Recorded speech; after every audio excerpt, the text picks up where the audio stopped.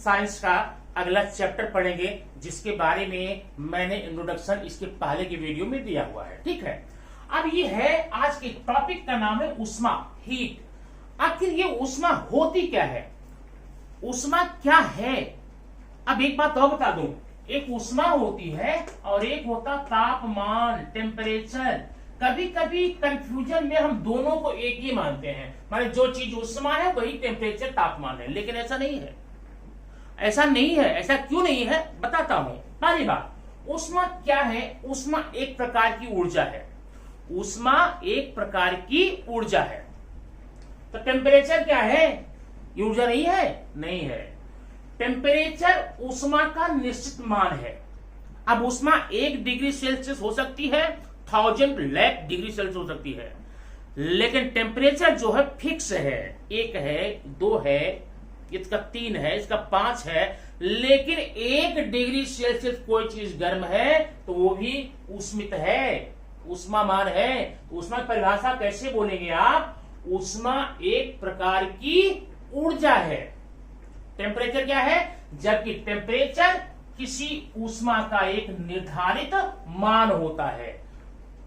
Temperature या तापमान क्या है? ऊष्मा का निर्धारित मान होता है।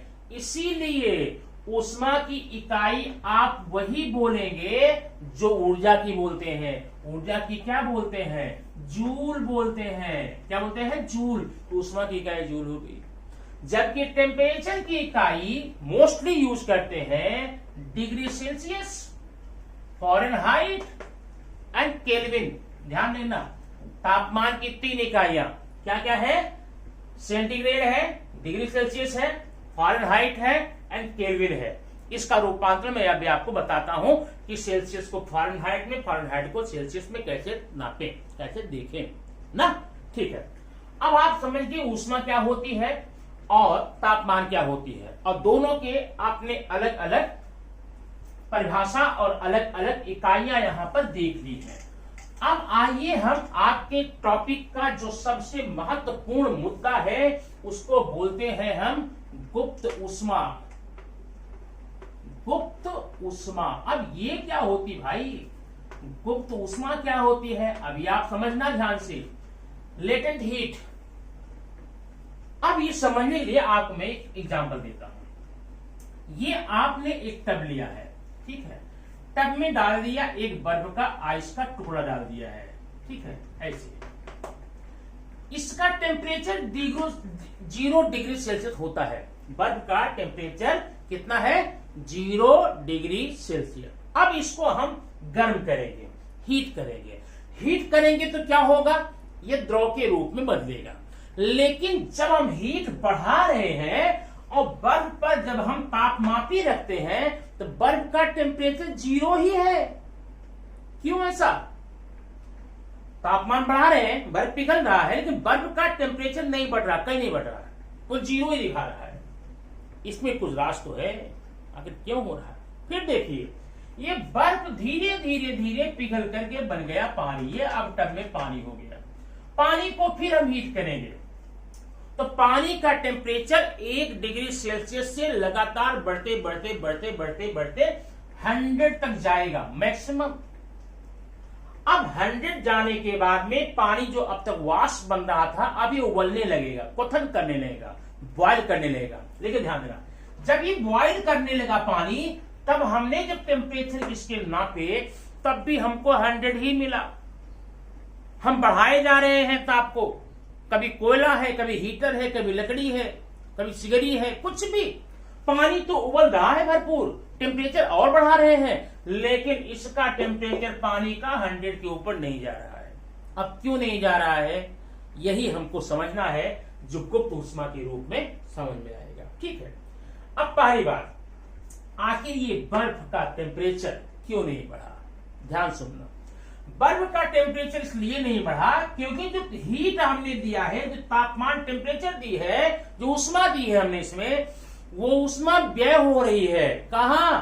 बर्फ को गर्म करने में नहीं, बल्कि बर्फ के बंध को, बॉन्ड को तोड़कर द्रव बनाने में।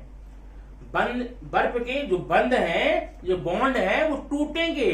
टूट कर तब द्रव बनेंगे। तो जो ऊष्मा हमने दी ना, वो ऊष्मा यहाँ पर बर्फ के बंधों को तोड़ने में, इसके बॉन्ड्स को ब्रेक करने में ही व्यय हो जाती है। इसलिए जो ऊष्मा हमने दिया वो खर्च हो गई आकर बर्फ के बंध को तोड़ने में, इसकी ऊष्मा, इसका टेम्परेचर नहीं बढ़ा। अब पानी में देखो, पानी का तापमान 1 से लेकर के 100 तक बढ़ेगा। 1 हुआ, 2 हुआ, 50 हुआ, 60 हुआ, लेकिन जब 100 पहुंच गया तो पानी उबलने लगा। पानी उबलेगा, क्या बनेगा? तो पानी द्रव अवस्था में है, उसके बंध को तोड़ करके गैसीय अवस्था में रूपांतरित करने में ये टेम्परेचर, ये ऊष्मा व्यय हो जा रही है। इसलिए पानी का तापमान, उबलते हुए पानी का तापमान 100 के ऊपर नहीं जा रहा है।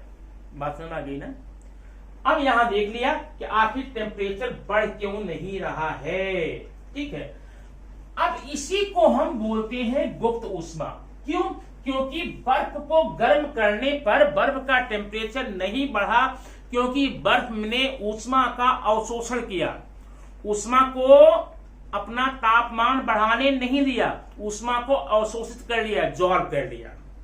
ठीक है, और उबलते हुए पानी ने अपना टेम्परेचर इसलिए नहीं बढ़ने दिया क्योंकि वह ऊष्मा का अवशोषण कर लिया। किस काम के लिए? द्रव अवस्था के बंध को गैसीय अवस्था में बदलने के लिए। ठीक है, इसलिए उबलते हुए पानी का तापमान यहां पर बढ़ता नहीं है। ठीक है, अब हम गुप्त ऊष्मा देखेंगे। तो गुप्त ऊष्मा है किसी माने एक अवस्था से दूसरे अवस्था में, किसी पदार्थ के एक अवस्था से दूसरी अवस्था में बदलते समय जितनी ऊष्मा, जिस ऊष्मा के अमाउंट को अवशोषित किया जाएगा, एब्जॉर्ब किया जाएगा, उसे हम कहेंगे गुप्त ऊष्मा। किसी भी पदार्थ में, ठोस से द्रव में, द्रव से गैस में बदलते समय क्या होता है? ऊष्मा का अवशोषण होता है। उसी अवशोषण को ही जितनी ऊष्मा एब्जॉर्ब की जाएगी, जितनी ऊष्मा ग्रहण की जाएगी, ऊष्मा की उसी मात्रा को हम बोलेंगे गुप्त ऊष्मा। अब इनके प्रकार के आधार पे गुप्त ऊष्मा को हम कुछ अलग अलग टॉपिक में आप बता रहे हैं, समझने में आसानी होगी। अब ये है गुप्त ऊष्मा और उसके कुछ विशिष्ट घटक। ठीक है, गुप्त ऊष्मा क्या हो गई कि स्थिर तापमान पर, ये देखना, स्थिर तापमान पर एक अवस्था से दूसरे अवस्था में बदलते समय जिस ऊष्मा का अवशोषण किया जाएगा, जितनी ऊष्मा का अवशोषण किया जाएगा, उस ऊष्मा की मात्रा को हम गुप्त ऊष्मा कहेंगे। अब उसी के आधार पर आप जरा इसकी परिभाषा बना लेना। कैसे बनाओगे? पिघलने की गुप्त ऊष्मा। पिघलता कौन है?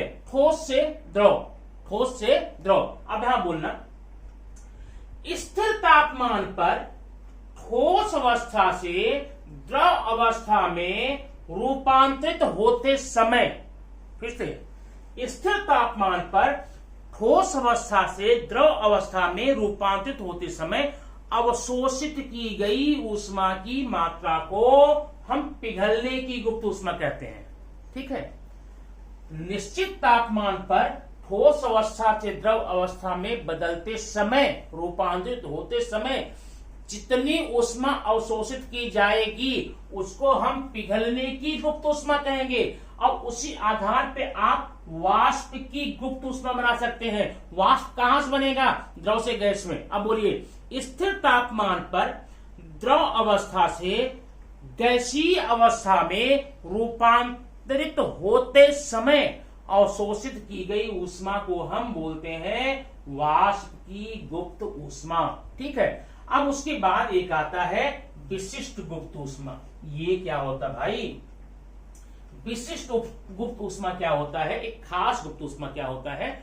जिस तापमान पर, ध्यान रखना, पर बताता हूं। मान लो हम एक टेम्परेचर, मैंने पानी को यहां पर गर्म किया, बताया था आपको, पानी को यहां पर गर्म किया था। तो जब पानी 100 पर पहुंचा, जब तक 100 के नीचे था ना, तब तक तापमान बढ़ता जा रहा था।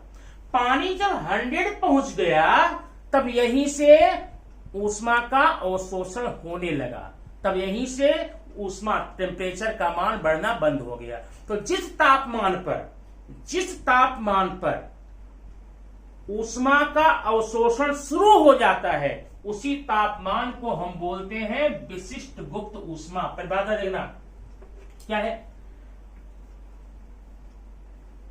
एक अवस्था से दूसरे अवस्था में रूपांतरित होते समय जिस निश्चित तापमान पर ऊष्मा का अवशोषण शुरू होता है, उस तापमान को ही हम बोलते हैं विशिष्ट गुप्त ऊष्मा। अब जरा ये बताना, वाष्प की विशिष्ट गुप्त ऊष्मा कैसे बोलेंगे? वाष्प कब बनेगा? ठोस से द्रव में। निश्चित द्रव्यमान वाले किसी ठोस पदार्थ का द्रव अवस्था में रूपांतरित होते समय जिस तापमान पर कोई द्रव गैसीय अवस्था में बदलने लगेगा, उसी तापमान को ही हम बोलेंगे क्या? वाष्प की विशिष्ट गुप्त ऊष्मा। तो आपने आज इस वीडियो में बस इतना ही ऊष्मा के प्रकार कौन कौन से पढ़ा। इसके बाद की बातें हम अगले वीडियो में लेंगे।